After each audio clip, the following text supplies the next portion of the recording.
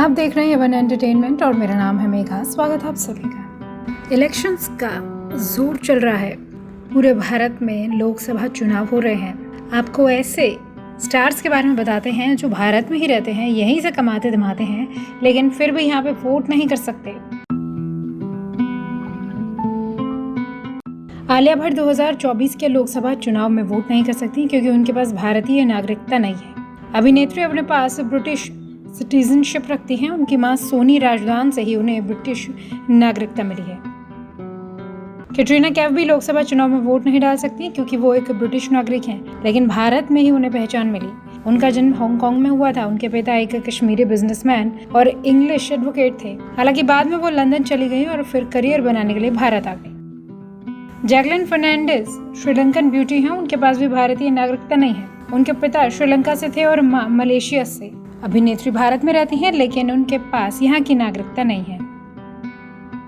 Sunny Leone के पास Canadian American citizenship है। उनका जन्म कनाडा में हुआ और वो अमेरिका की नागरिकता रखती हैं। भारत में रहने के बाद भी वो यहाँ की नागरिकता नहीं ले पाई।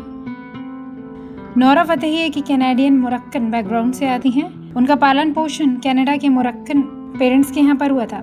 उनको पहचान भारत में मिली, लेकिन भारतीय नागरिकता होने की वजह से वो यहाँ वोट नहीं कर सकती। नरगिस फाकरी के पास भी अमेरिकन सिटीजनशिप है। वो भी किसी भारतीय चुनाव में मतदान नहीं कर सकती। उनके पिता पाकिस्तानी थे, लेकिन वो अमेरिका में पली बड़ी।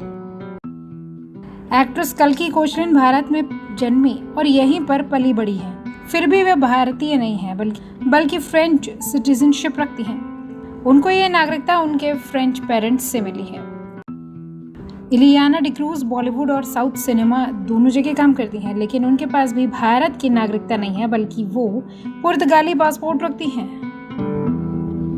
पर हम तो आपसे यही कहेंगे, भाई जो भारत की नागरिकता रखता है उसे सभी को जब भी चुनाव आए तो वोट जरूर करना चाहिए, क्योंकि आपका ही एक वोट आपका भविष्य बदल सकता है।